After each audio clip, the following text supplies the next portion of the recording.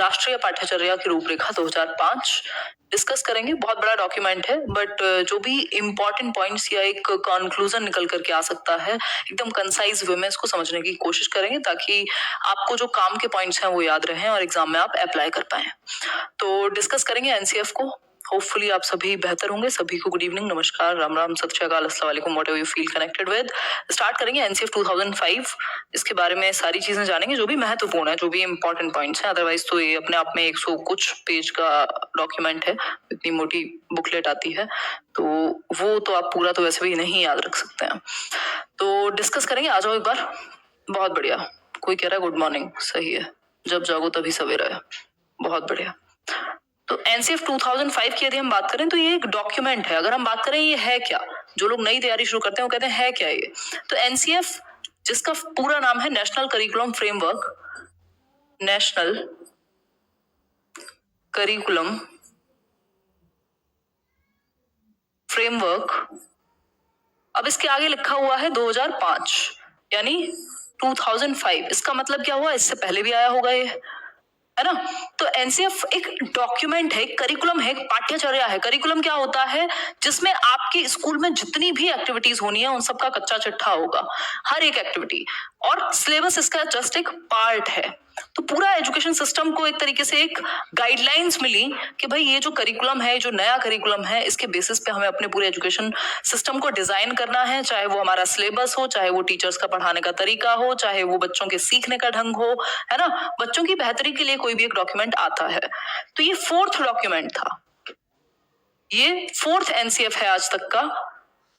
पहला है 1975 में आया, 1975 में पहला एनसीएफ। अगर पूछ ले के कब एनसीएफ आए, 1975, देन 1988 यानी 1988, देन ईयर 2000, 2000, सन 2000 में, और ये 4th एनसीएफ था जो 2005 में आया। हमारी व्यवस्था कह सकते हैं कंपैरेटिवली ढीली है, अभी तक जो है नई चीजें लागू होंगी धीरे धीरे, बट अभी इसी को हम आज तक फॉलो करते आ रहे हैं। ठीक, तो ये कुछ 4 एनसीएफ है हमारे पास। हालांकि इसमें बहुत सारी चीजें ऐसी हैं जो शायद जमीनी स्तर पे आज तक भी लागू ना हुई हो, बट गाइडलाइंस अच्छी हैं। ठीक, तो एक एनसीएफ टीई है जो आपको कहीं कहीं देखने को मिलेगा और क्वेश्चन ऑप्शन देकर के कंफ्यूज भी कर सकता है। एनसीएफ टीई अलग है एनसीएफ से। एनसीएफ टीई 2009 में आया था टीचर एजुकेशन के लिए। टीई का मतलब है टीचर एजुकेशन। ठीक, ये नॉर्मल एनसीएफ है, ये एनसीईआरटी के द्वारा प्रिपेयर किया जाता है, जो national council of educational research and training है। देश भर में स्कूल्स में जो सिस्टम है उसमें बेहतरी के लिए जो एनसीएफ्स हैं वो एनसीईआरटी के द्वारा ही चारों के चारों प्रिपेयर किए गए। लेकिन ये जो एनसीएफ टीई है यानी national curriculum framework for teacher education, teacher education के लिए भी तो एक फ्रेमवर्क चाहिए ना। तो ये जो टीचर एजुकेशन के लिए फ्रेमवर्क है, ये क्या है, ये एनसीटीई ने बनाया था, तो इससे कंफ्यूज नहीं करेंगे इसको। एनसीटीई एक अलग व्यवस्था है जो रेगुलेट करती है टीचर एजुकेशन को। एनसीटीई की full form national council for teacher education. ठीक है बात, तो ये अलग है। यहाँ पे हम बात कर रहे हैं नॉर्मल स्कूल वाले करिकुलम की, जो बच्चों के लिए है, टीचर्स के लिए है, लेकिन ये सिर्फ टीचर्स के लिए था एनसीएफ टीई। इसकी चर्चा कभी और करेंगे। ठीक है बात, तो ये 4th एनसीएफ है जिसको एनसीईआरटी ने प्रिपेयर किया, और ये कहता है कि भाई बच्चों से ना एक तो बर्डन कम कर लो। जो मेन उद्देश्य था वो यही था कि एक रिपोर्ट थी 1993 की, 1993 की, प्रोफेसर यशपाल की हेड करते हुए उन्होंने एक रिपोर्ट थी समिति की, जिसका नाम है लर्निंग विदाउट बर्डन, यानी शिक्षा बिना बोझ के। कि जो हमारा एजुकेशन सिस्टम है वो रटने पे ज्यादा जोर दे रहा है, वो एक तरीके से रिजिडनेस है एग्जामिनेशन की, डर है एग्जामिनेशन को, बस्ता है भारी लेकर के, बच्चे से भारी बस्ता है जो वो स्कूल लेकर के जाता है, जो बैग है उससे भारी है ना। तो वो बर्डन को कम किया जाए, शिक्षा बिना बोझ के। ये एक रिपोर्ट थी कमेटी की जिसपे इसको पूरा आधार बना करके डिजाइन किया गया। एक बार मैं देख लेती हूँ ये ठीक से चल रहा है कि नहीं, है ना। एक नया टाइम टेबल कह लीजिए आप लेट्स लर्न के लिए जल्दी ही आपके सामने प्रस्तुत होगा। कुछ परिवर्तन करेंगे हम लोग, ठीक चल रही हैं चीजें, चलिए बहुत बढ़िया।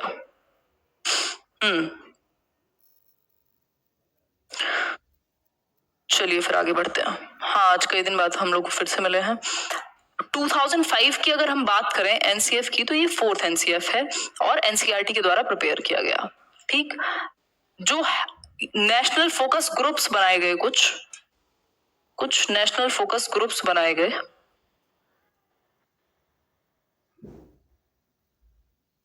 ठीक, नेशनल फोकस ग्रुप्स बनाए गए, 21 नेशनल फोकस ग्रुप बनाए गए, मतलब बेसिकली अलग अलग ग्रुप्स बने जिन्होंने अलग अलग अपनी चेंजेस के प्रावधान दिए। नेशनल फोकस ग्रुप कितने? 21। ठीक, हेड कौन थे इसको पूरे जो भी लीड करने वाला प्रोग्राम है, वो थे प्रोफेसर यशपाल, जो पहले भी जो एक रिपोर्ट आई थी लर्निंग विदाउट बर्डन, उसके हेड रह चुके थे, जिसपे ये बेस्ड है, प्रोफेसर यशपाल। ठीक, अगर हम बात करें तो लर्निंग विदाउट बर्डन, अगर ये मैं कहूँ इंस्पायर्ड कहाँ से है, तो लर्निंग विदाउट बर्डन यानी शिक्षा बिना बोझ के जो एक रिपोर्ट है उस पर, लर्निंग विदाउट बर्डन। इसके अलावा अगर हम बात करें तो एक NPE, national policy of education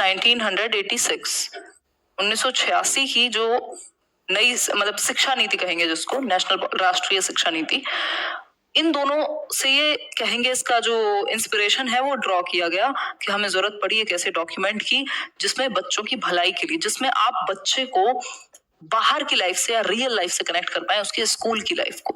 ठीक, तो ये एक बेसिक बात है। अगर मैं बात करूं तो ये जो एनसीएफ है ये बेस्ड है एक तरह की, हम कहेंगे फिलॉसफी पे, इतना नोट कर लिया होगा होपफुली आपने। और वो फिलॉसफी क्या है या वो स्कूल ऑफ साइकोलॉजी क्या है जिसपे ये बेस्ड है, क्वेश्चन पूछ भी लिया जाता है। तो आपको पता होना चाहिए कंस्ट्रक्टिविज्म यानी रचनावाद एक ऐसा क्षेत्र है। क्या है रचनावाद, कंस्ट्रक्टिविज्म? टैगोर से भी इसको जोड़ करके देखा गया, उस पर भी समझेंगे अभी। कंस्ट्रक्टिविज्म यानी रचनावाद।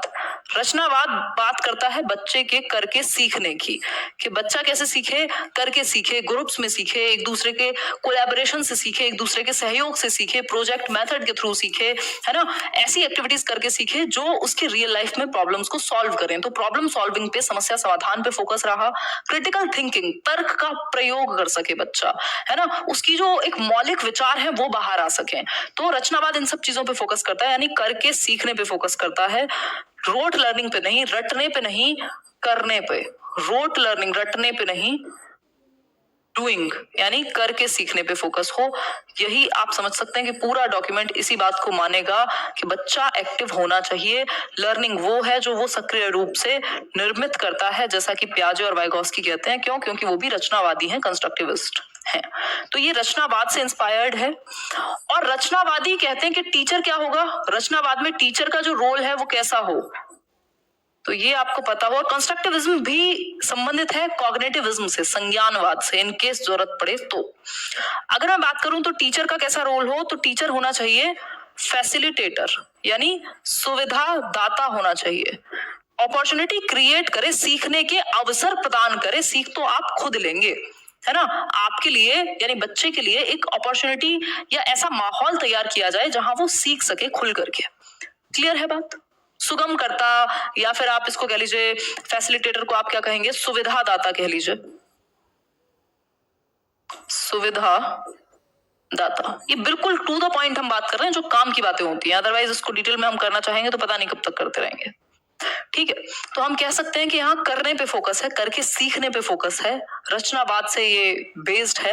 रचनावाद क्या था, टीचर का क्या रोल होना चाहिए, फैसिलिटेटर का, सुविधादाता का, अपॉर्चुनिटी क्रिएट करे, स्टेज सेटर हो कि भाई स्टेज बना दी, अब खुद से करो, है ना, जहां जरूरत हो वहां अवेलेबल है आप।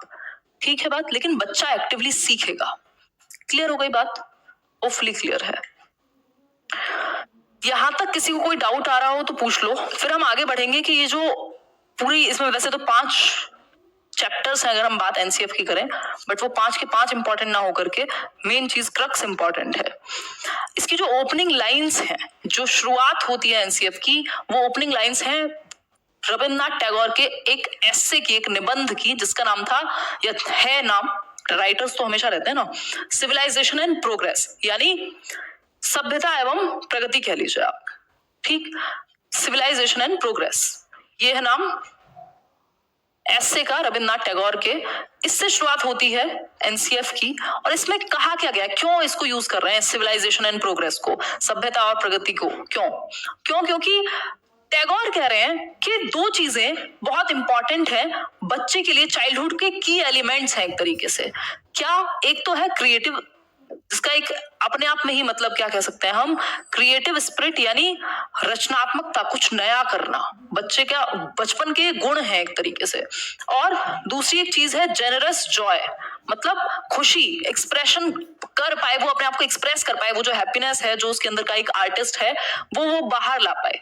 तो क्रिएटिव स्पिरिट प्लस क्या है, जेनरस जॉय, मतलब बच्चा खेल खेल में सीखे, बोझ मत बनाइए शिक्षा को, लर्निंग विदाउट बर्डन, लर्निंग बेहतरी के लिए हो, डर के लिए ना हो। तो क्रिएटिव स्पिरिट और जेनरस जॉय क्या है, टू की एलिमेंट्स हैं बचपन के, चाइल्डहुड के, टू की एलिमेंट्स ऑफ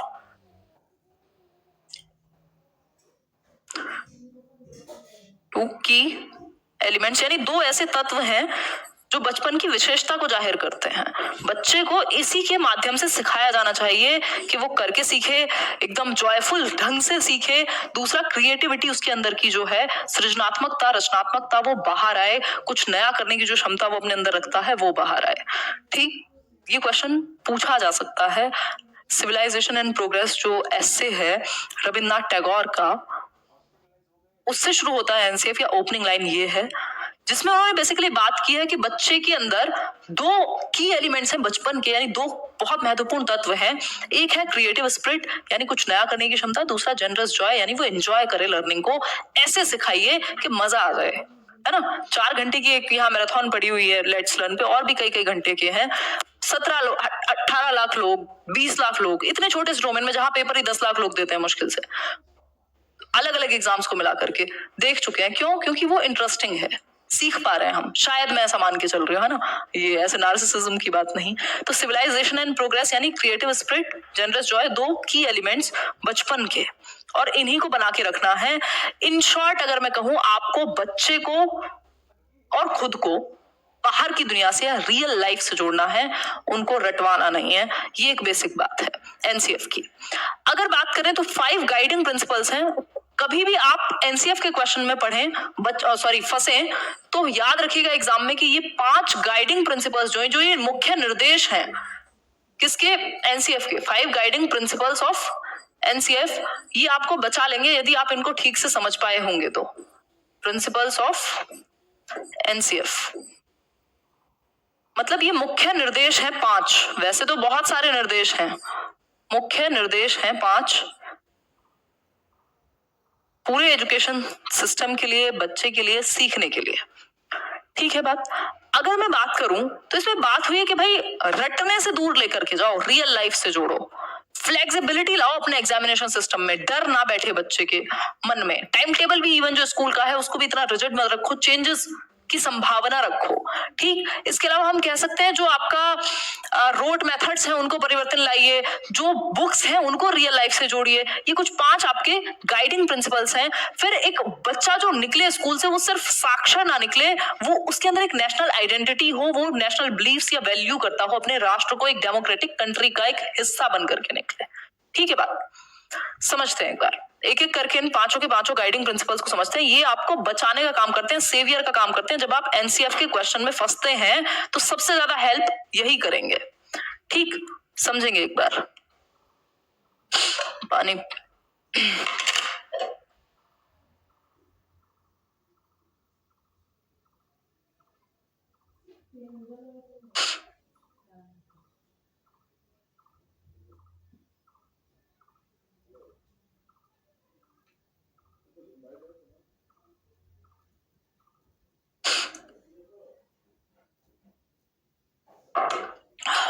देखिए, अगर हम बात करें इंग्लिश टीचिंग मेथड में कराऊंगी, इंग्लिश पेडागोजी करेंगे कल एक सेशन में, और फिर पैटर्न थोड़ा बदलेगा पढ़ने का। बहुत दिन से थियरीज चल रही हैं, जो आपका यूपी टेट और रीट का मेन सिलेबस है वो हम खत्म कर चुके हैं। कुछ टॉपिक्स हैं जो आप पुरानी प्लेलिस्ट से देखने के लिए मैं रिकमेंड करूंगी। ठीक, क्योंकि डीट प्लस भी आ चुका है, कई लोगों को प्रैक्टिस भी करनी है। अगर हम बात करें to shift from rote method यानी रटने से शिफ्ट कर दो। ये गाइडलाइन है, ये निर्देश है एनसीएफ का कि रटने से शिफ्ट कर दो भाई। मतलब रट्टा मतलब वाओ, रटंत विद्या चलंत नाही, ऐसा कहा जाता है। मतलब रोट लर्निंग से, रोट का मतलब ये है रटना, रटने से दूर लेकर के जाओ बच्चे को, उसको लाइफ से कनेक्ट करो, है ना। जो भी आप क्लासरूम में सिखा रहे हो, कनेक्टेड टू लाइफ इटसेल्फ। भाई जीवन में आना चाहिए ना प्रयोग, तो जो इस्तेमाल है आपके सिखाने का वो लाइफ में अगर काम ना आए तो कोई पॉइंट तो हुआ नहीं।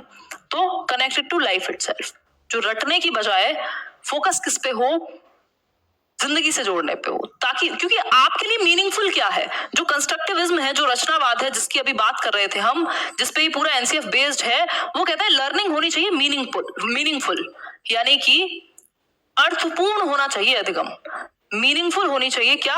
लर्निंग की जो प्रोसेस है, जो सीखने सिखाने की प्रक्रिया है, वो होनी चाहिए अर्थपूर्ण, मतलब जिसका कोई मीनिंग हो, जिसको आप जीवन से जोड़ करके देख पाए, जो आपके लिए महत्वपूर्ण हो। अर्थपूर्ण होना चाहिए, जो अधिगम है। मतलब क्या हुआ, आपको फर्क ही नहीं पड़ता, जिस चीज को कभी आपने फील नहीं किया, जिस चीज को आप जानते नहीं, बस आपने थियोरी में डेफिनेशन रट ली उसकी, वो चीज आपके काम की नहीं है। यदि उसी चीज को आपके जीवन से जोड़ दिया जाता, कुछ ऐसे एग्जांपल्स मिल जाते, कुछ ऐसी एक्टिविटीज हो जाती जो आपने रियल लाइफ में देखी होती, तो आप कभी भूल नहीं सकते। जैसे ही चीजें आपसे जुड़ती हैं आप भूलते नहीं हैं। ठीक, तो मीनिंगफुल होनी चाहिए लर्निंग, रटने से दूर शिफ्ट कर दें हम, लर्निंग को दूर लेकर के जाएं रटने से, ऐसा स्कूल्स को करना चाहिए। ठीक है, ये करिकुलम में हमारे परिवर्तन हो, पूरी सारी जो भी एक्टिविटीज हैं वो इस तरह का परिवर्तन वहां आना जरूरी है। दूसरा है connecting knowledge to life outside the school, मतलब जो ज्ञान है जो आप सिखा रहे हो क्लासरूम में, उसको आपको बाहर की दुनिया से जोड़ना है। जो भी आप सिखा रहे हो, क्लासरूम की जो लर्निंग है, जो नॉलेज है, जो भी आप सिखा रहे हो, उसको बाहर की दुनिया से, जहां सोसाइटी है, कम्युनिटी है, जहां प्रॉब्लम्स हैं, रियल हैं, वहां से जोड़ना है। तो रियल लाइफ से जोड़ना है क्लासरूम लर्निंग को। ठीक, वास्तविक जीवन से जोड़ करके हम सिखा पाएंगे तो वो लॉन्ग टर्म में चलेगी। ठीक, एक तो रटवाना नहीं है, दूसरा रटवाने की जरूरत ही नहीं पड़ेगी। जैसे ही आप बाहर की दुनिया से जोड़ दोगे क्लासरूम को, भाई इतना कंफर्टेबल बच्चा क्लासरूम में फील करे, इतना ही एंजॉय वो करे क्लासरूम के अंदर जितना वो घर बैठ के कार्टून देखते हुए करता है। लर्निंग इतनी मीनिंगफुल होनी चाहिए, आपने बाहर की दुनिया से, जिस दुनिया से वो बिलोंग करता है, जहां से वो आया है, वहां से आप कनेक्ट कर रहे हैं उसको, चाहे एग्जांपल्स के थ्रू, चाहे कुछ प्रोजेक्ट्स देकर के, चाहे कम्युनिटी में कुछ कोलैबोरेटिव प्रोजेक्ट्स करा रहे हैं, कुछ एक्टिविटी इस तरीके की करा रहे हैं, कोई नुक्कड़ नाटक है, 70 तरह की चीजें हो सकती हैं। आगे बढ़ेंगे, थर्ड जो आपकी गाइडलाइन है, थर्ड गाइडलाइन है examination should be more flexible, यानी लचीला हो। जो एग्जामिनेशन सिस्टम है वो लचीला होना चाहिए, रिजिड नहीं होना चाहिए, है ना। तो अभी तभी आप देख रहे हैं कि ये सीसी को बेसिकली रिकमेंड करते हैं, एक तरीके से सीसी की वकालत करते हैं एक तरीके से, जो कॉन्टिन्यूअस एंड कॉम्प्रिहेंसिव इवैल्यूएशन है। यानी बच्चे को आप ऑलमोस्ट हर एक ढंग से होलिस्टिक वे में जांच पाओ, उसका सर्वांगीण विकास हो पा रहा है एजुकेशन से या नहीं, ये आप जांच पाओ। होलिस्टिक का मतलब है सर्वांगीण, यानी सिर्फ दिमाग से रिलेटेड या सिर्फ पेन पेपर से रिलेटेड नहीं, आप उसके शारीरिक विकास पे भी फोकस कर रहे हैं, उसके मानसिक विकास पे भी फोकस कर रहे हैं, उसके सामाजिक विकास पे भी फोकस कर रहे हैं, और उसके सामवेगिक यानी इमोशनल डेवलपमेंट पे भी फोकस कर रहे हैं। बेसिकली हम मेन जो डोमेन है उसके डेवलपमेंट के, वो 4 डोमेन पढ़ते हैं। फिजिकल, PCSE, फिजिकल कॉग्निटिव यानी दिमाग से संबंधित, फिजिकल यानी शरीर से संबंधित, सोशल यानी हम सोशल बीइंग हैं तो हमें 4 लोगों में रहने की बुद्धि भी होनी चाहिए, और साथ में इमोशनल डेवलपमेंट, हम अपने इमोशंस को क्या कर पाए, कंट्रोल कर पाए, सही जगह पे यूज कर पाए, उनके प्रति अवेयर हो, ये सब क्या है, मैनेज कर पाए, ये सारा इमोशनल डेवलपमेंट का खेल है। ठीक, तो ये चारों ही एस्पेक्ट में बच्चा डेवलप हो पाए, एक ऐसी आइडेंटिटी उसकी बने जो कंप्लीट हो। ठीक, सिर्फ पेन पेपर लेकर के उसको रटना आता है, वो जो 3 इडियट मूवी है वैसी स्थिति नहीं बननी चाहिए कि साक्षर तो है, जो सामने मिल गया उसको रट डाला, पता नहीं क्या है। इन ऑल एस्पेक्ट्स वो डेवलप हो, होलिस्टिक का मतलब ये सभी एस्पेक्ट, चहुमुखी विकास हो बच्चे का, इस तरीके का हम करिकुलम डिजाइन कर पाए, है ना। तो फ्लेक्सिबिलिटी हो एग्जामिनेशन में, डर ना हो कि, इसीलिए आप देखते हैं कितने सारे एफएज हो गए हैं, ग्रेड सिस्टम हुआ, फिर और भी बहुत सारी एक्टिविटीज की मूल्यांकन किया जाने लगा। सिर्फ पेन पेपर नहीं, बाकी एस्पेक्ट भी हम देख रहे हैं बच्चे का कि वो ड्राइंग में कितना अच्छा है, वो पेंटिंग में कितना अच्छा है, वो डांस में कितना अच्छा है, या क्या को करिकुलर एक्टिविटीज वो कर सकता है। ठीक है, आगे बढ़ेंगे। नेक्स्ट है फोर्थ, करिकुलम, यानी करिकुलम कैसा बने, जो पाठ्यचर्या है उसको ऐसा डिजाइन करें हम कि वो टेक्स्ट बुक के बाहर चली जाए। सिर्फ जो आपका करिकुलम है, देखो करिकुलम में आपका सिलेबस भी है, सिलेबस बुक से संबंधित है, तो सिर्फ किताबों तक नहीं सीमित, करिकुलम में बहुत सारी एक्टिविटीज हैं, सिर्फ टेक्स्ट बुक तक सीमित नहीं है। तो मल्टीपल टाइप्स ऑफ एक्टिविटीज हम यहाँ इंक्लूड कर सकते हैं। करिकुलम का ऐसा होना जरूरी है जो किताबों से दूर तक जाए, बच्चे की क्रिटिकल थिंकिंग, उसका जजमेंट, उसकी प्रॉब्लम सॉल्विंग, उसका कोलैबोरेशन, ये सब चीजें बेहतर हो पाए, है ना। समस्या समाधान पे हम फोकस कर पाए कि वो चीजें करके सीख पाए, इस चीज पे हम क्या कर पाए, फोकस कर पाए। ठीक है, बात इतनी सभी को क्लियर है? क्लियर है ना ये? चलिए आगे बढ़ते हैं। लास्ट एक इसकी क्या कहेंगे गाइडिंग प्रिंसिपल है, नर्चरिंग एंड ओवरराइडिंग आइडेंटिटी, यानी एक ऐसा डेमोक्रेटिक कंट्री का सिटीजन हम बनाए बच्चे को जिसमें नेशनल वैल्यूज हो, कुछ एथिक्स हो, कुछ मॉरल्स हो, है ना। तो नेशनल वैल्यूज या बिलीफ्स के साथ वो आगे बढ़े, उसमें नेशनल वैल्यूज भी डेवलप हो, डेमोक्रेटिक वैल्यूज भी डेवलप हो, सबकी बात को सुन सके, समझ सके, सिर्फ अपनी अपनी ना गाए, है ना। एक ऐसी आइडेंटिटी उसकी क्रिएट हो कि वो सामंजस्य स्थापित करे अपने आसपास भी और देश के लिए भी कुछ बेहतर कर पाए। ठीक, तो ये एक बेसिक बात हुई, ये 5 गाइडिंग प्रिंसिपल्स हैं। यदि आपने इन 5 गाइडिंग प्रिंसिपल्स का ध्यान रखा, आपका क्वेश्चन एनसीएफ से रिलेटेड गलत हो नहीं सकता। क्यों? क्योंकि आपको पता है घुमा फिरा के आपको ले जाना है बच्चों को रोट लर्निंग से दूर, रटने से दूर लेके जाना है ना। ऐसे लेके चलना है, किससे? रटने से दूर। ऐसे गाने याद आ जाते हैं मेरे को दिमाग में लाइंस बोलते हुए।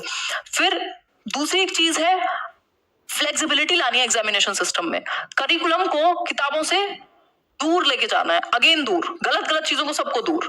ठीक, बिना बर्डन के सिखाएंगे आप। क्लियर है बात? बिल्कुल। अब बात आती है लर्निंग एंड नॉलेज की। यहां एनसीएफ में बात हो रही है कि सिर्फ जो अधिगम है, लर्निंग ऐसी मत कराइए कि वो सिर्फ इंफॉर्मेशन बन जाए, वो ज्ञान बने। अब ज्ञान और इंफॉर्मेशन और नॉलेज में अंतर है। सिर्फ इंफॉर्मेशन को हम ये नहीं मान सकते कि बहुत नॉलेजेबल है, इंफॉर्मेशन गूगल पे भी बहुत है, कितना आप समझ पा रहे हैं उस चीज से। ठीक, अगर समझ पाए तो बहुत अच्छा है, लेकिन नॉलेज का मतलब सिर्फ मियर इंफॉर्मेशन नहीं है, उसको यदि हम कनेक्ट कर पाए लाइफ से तो वो इंफॉर्मेशन नॉलेज बन पाएगी। तो हम बेहतर तरीके से एक होलिस्टिक अप्रोच के साथ नॉलेज को क्रिएट करा पाए क्लासरूम में, होलिस्टिक अप्रोच रख करके एक सब्जेक्ट से दूसरे सब्जेक्ट को या किताबी चीजों को लाइफ से कनेक्ट कर पाए। अगेन वही बात है, इंटीग्रेटेड अप्रोच अपना पाए, इंटीग्रेटेड अप्रोच अपना पाए, यानी एकीकृत उपागम। इसका मतलब क्या हुआ कि जो सब्जेक्ट की बाउंड्रीज हैं वो क्या हो पाए, मर्ज हो पाए एक तरीके से। ऐसे बहुत सारे टॉपिक है, जब आप लैंग्वेज पढ़ रहे हैं तो आप हिस्ट्री के बारे में भी जान ले रहे हैं, कई बार जब आप हिस्ट्री पढ़ रहे होते हैं तो आप कुछ और कॉन्सेप्ट भी जान ले रहे हैं। ठीक, जब आप फिजिक्स पढ़ रहे हैं तो मैथ्स से भी रिलेटेड है वो, मतलब सब्जेक्ट्स को इंटरलिंक करके समझाना इंटीग्रेटेड अप्रोच है। क्लियर बात है?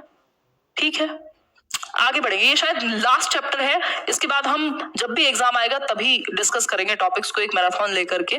कल इंग्लिश पेडागोलॉजी का एक सेशन होगा, मैं जल्दी एक नई तरह का टाइम टेबल आपके सामने प्रस्तुत करूंगी, है ना।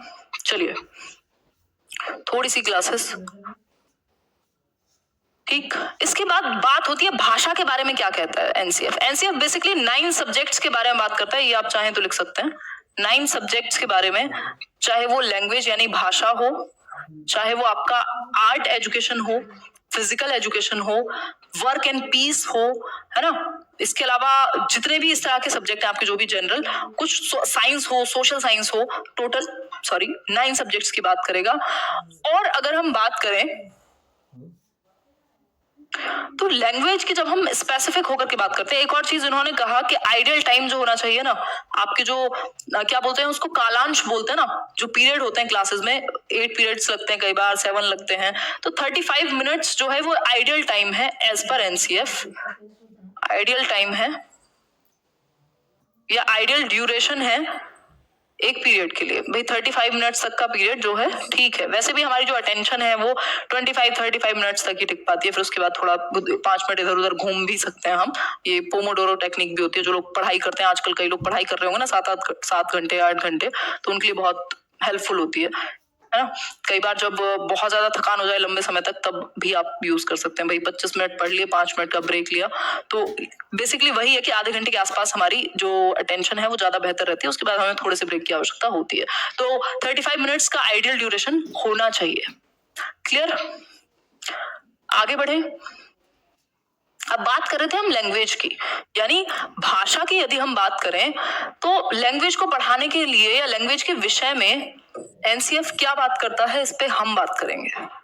ठीक, अगर मैं बात करूं तो एनसीएफ कहता है कि जो लैंग्वेज है, पहली बात तो जो शिक्षा है वो बच्चे की मदर टंग में दी जानी चाहिए, प्राइमरी लेवल पे तो एटलीस्ट मदर टंग। जो माध्यम है पढ़ाने का वो मातृभाषा हो। मातृभाषा क्या है? भाई जो भी आपके घर में पहली भाषा बोली जाती थी, ठीक, अगर कोई बच्चा है जो पंजाबी जिसके घर में बोली जाती है तो पंजाबी, जिसके घर में हिंदी बोली जाती है उसके घर में हिंदी। मतलब आप बच्चे को ये नहीं कहेंगे कि आके अंग्रेज बन जाओ यहाँ, बल्कि आप उसको अपनी भाषा में खुद को एक्सप्रेस करने देंगे, खुद को अभिव्यक्त करने देंगे। ठीक, तो मदर टंग का ज्यादा से ज्यादा इस्तेमाल। दूसरी चीज, जो 3 लैंग्वेज फॉर्मूला है, 3 लैंग्वेज फॉर्मूला जो कोठारी आयोग ने बात की थी 1964-66 के अराउंड, 3 लैंग्वेज फॉर्मूला को इम्प्लीमेंट किया जाए, क्योंकि हमारे देश में बहुत सारी चीजें होती हैं कि पॉलिसीज बन जाती हैं। अभी एनपीई आ रही है जो 2019 की है, चीजें हमारी 1968 की भी पूरी नहीं हुई। सोचो एनसीएफ 2005 भी कह रहा है कि वो जो 3 लैंग्वेज फॉर्मूला लेकर के आए थे कोठारी जी, उसको थोड़ा अप्लाई करके देख लो। तो ये क्या है, 3 लैंग्वेज फॉर्मूला को अप्लाई करने की बात करेगा, लागू करने की बात करेगा, मानने की बात करेगा। त्रिभाषा सिद्धांत कहते हैं, त्रिभाषा सूत्र कहते हैं। आपने सबने अपने बीएड में, डीएलएड में, बीएलएड में जरूर पढ़ा होगा त्रिभाषा सूत्र। मतलब 3 भाषाएं पढ़ाई जाएं प्राथमिक स्तर पर। पहली भाषा आपकी मदर टंग यानी मातृभाषा। दूसरी भाषा हिंदी हो सकती है, अगर हिंदी मातृभाषा थी तो इंग्लिश हो सकती है। थर्ड लैंग्वेज क्या होगी? कोई भी मॉडर्न इंडियन लैंग्वेज, जो 22 भाषाएं हैं उनमें से कोई भी एक भाषा चलेगी। इसके अलावा अगर हम बात करें, ऐसे भी कुछ राज्य हैं जहां हिंदी नहीं बोली जाती, उस केस में पहली भाषा आपकी मदर टंग ही रहेगी, दूसरी लैंग्वेज हिंदी, तीसरी लैंग्वेज कोई भी एक मॉडर्न इंडियन लैंग्वेज या इंग्लिश। ठीक है बात? तो कुल मिलाकर के 3 लैंग्वेज फॉर्मूला आज थोड़ा सा पढ़ना, वैसे मैं अलग से एक छोटी सी वीडियो भी बना दूंगी इस पे। 3 लैंग्वेज फॉर्मूला यानी त्रिभाषा सूत्र, 3 भाषाएं पढ़ाई जाएं प्राथमिक स्तर तक।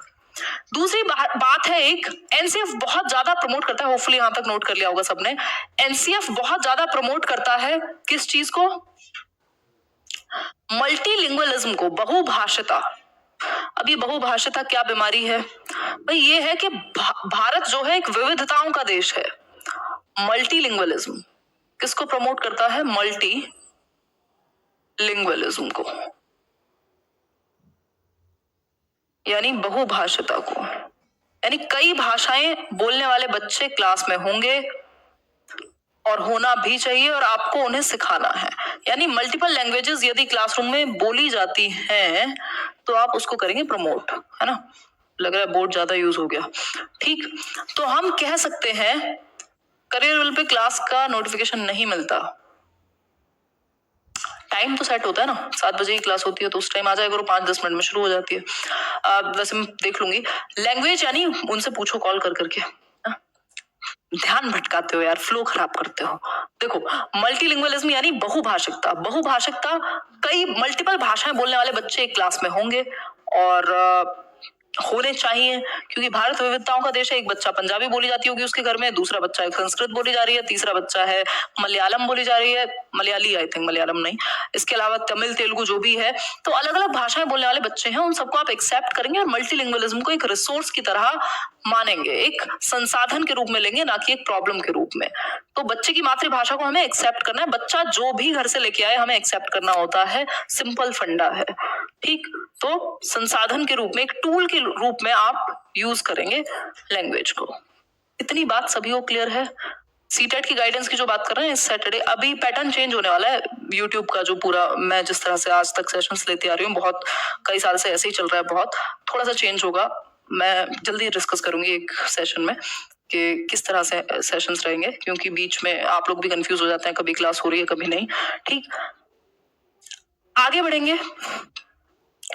तो ये सारी बात है कि लैंग्वेज क्या थी, प्रॉब्लम थी, मतलब प्रॉब्लम नहीं बननी चाहिए लैंग्वेज। इसके अलावा अगर मैं बात करूं तो बहुत सारी प्रॉब्लम्स थी जिनको सॉल्व करने की बात की किसने, एनसीएफ ने, कि भाई बच्चों को आप दंड दे रहे हो, ठीक। इसके अलावा अगर हम बात करें तो बच्चा जो है वो डिस्कम्फर्ट में बैठा हुआ है। इसके अलावा अगर हम बात करें तो जो गर्ल्स हैं उनके लिए एक प्रॉपर सिस्टम नहीं है, चाहे वो टॉयलेट से लेकर के किसी भी तरह की चीजें हो। आपका जो करिकुलम है या टेक्स्ट बुक्स है वो बिल्कुल रोट लर्निंग की बात कर रही हैं। तो अभी आप देखते हैं कि अभी जो लेटेस्ट टेक्स्ट बुक्स हैं कि वो बहुत ही आसान भाषा में लिखी गई हैं, बहुत सारी पिक्चर्स का यूज किया गया है, ये सारी चीजें हैं। तो एनसीएफ से हमने यही सीखा। अगर मैं बात कहूं कि आपने सीखा क्या, वैसे तो आप सबका अपना एक अंडरस्टैंडिंग होती है, ऐसे लाइक शेयर कर दिया करो यार, है। तो अगर हमने सीखा क्या, कंक्लूजन पे अगर हम आए तो हम कह सकते हैं कि 5 गाइडिंग प्रिंसिपल्स दिए। प्रोफेसर यशपाल इसके हेड थे, जो पूरी कमेटी बनी थी, नेशनल फोकस ग्रुप्स बने थे कुछ 21। आप अभी भी उन पेपर्स को पढ़ सकते हैं, जो पोजीशन पेपर्स हैं नेशनल फोकस ग्रुप्स ने दिए थे एनसीईआरटी की वेबसाइट पे जाके, अगर आप बहुत डिटेल में सीखना चाहते हैं तो। इसके अलावा अगर मैं बात करूं तो ये 4th एनसीएफ था 2005 का, एनसीईआरटी के द्वारा बनाया गया। और एससीईआरटीज और डाइट्स जो होते हैं आपके, state council of educational research और जो district institute of educational research training की जो हम बात करते हैं, डाइट और एससीईआरटीज जो हैं, वो इसको इम्प्लीमेंट कराएं या इसमें परिवर्तन ला पाए, इस चीज को भी फोकस किया गया, इन्वॉल्व किया गया उनको कि इसको इम्प्लीमेंट कराया जाए, जो भी चेंजेस हैं। इसके अलावा पूरे स्कूल एजुकेशन सिस्टम के लिए लगभग 22 भाषाओं में इसको एनसीएफ को क्या किया गया, ट्रांसलेट किया गया। 17 स्टेट यानी जो 17 राज्य हैं भारत में, उनके सिलेबस को इसने अफेक्ट किया, है ना, या इम्पैक्ट डाला, चेंजेस हुए, ठीक। और सीखने पे फोकस हुआ, रटने से फोकस हटाया, फ्लेक्सिबिलिटी आई एग्जाम की, रियल लाइफ से जोड़ने की बात हुई, कितनी सारी बातें हमने की, बहुभाषिता की हमने बात की, ये सब बात इसके अंदर हुई है। इसके अलावा अगर मैं बात करूं, बहुत सारे सब्जेक्ट हैं फिर अलग अलग, बट इंपॉर्टेंट नहीं है वो कि साइंस के लिए क्या कहा, मैथ्स के लिए क्या कहा, वो उन सब्जेक्ट्स की पेडागोजी में चला जाता है। बट ओवरऑल हम कह सकते हैं कि यही सारी बातें की कि लाइफ से हम कनेक्ट कर पाए। यही मेन बातें हैं जो भी हमने अभी डिस्कस की हैं, फिर से वही रिपीट करूंगे तो कोई पॉइंट रहेगा नहीं, ठीक। कोई और डाउट हो कमेंट सेक्शन में पूछ लीजिएगा। और बस यही बात है। देखो अभी जय महाकाल कह रहे हैं, कितनी बार एनसीएफ पढ़ाओगे, जितनी बार एग्जाम आएगा आपको पढ़ना पड़ेगा। इसीलिए अभी मैं ये टॉपिक्स कराना बंद करूंगी कुछ टाइम तक, आपको शायद टॉपिक्स ना देखने को मिले। प्रीवियस जो प्लेलिस्ट है 20-21 चैप्टर में अभी करा चुकी हूँ, रीट और इसके लिए यूपीटेट के लिए, डीट प्लस बी के लिए भी वो इक्वली हेल्पफुल है। मैं एक प्लेलिस्ट क्रिएट कर दूंगी, नए और पुराने वीडियो मिक्स करके टेलीग्राम पे शेयर कर दूंगी। पहले उनको देखिए चैप्टर्स को, और प्रैक्टिस हम शुरू करेंगे। हफ्ते में 3 दिन प्रैक्टिस होगी, ये मैं एक अलग से वीडियो बना करके बता दूंगी। सीटेट के लिए भी मैं अभी जल्दी एक गाइडेंस की एक वीडियो आएगी, टेंशन ना लो। चलिए आज के लिए इतना ही। कमेंट सेक्शन में बता दीजिएगा आपके जो भी विचार हो। सेशन पसंद आया हो तो लाइक शेयर सब्सक्राइब आप कर दीजिएगा। बीच बीच में इस तरह के छोटे छोटे टॉपिक्स आते रहेंगे जो आपको एग्जाम में डायरेक्टली हेल्प करें, ठीक। ध्यान रखिए अपना। Good night.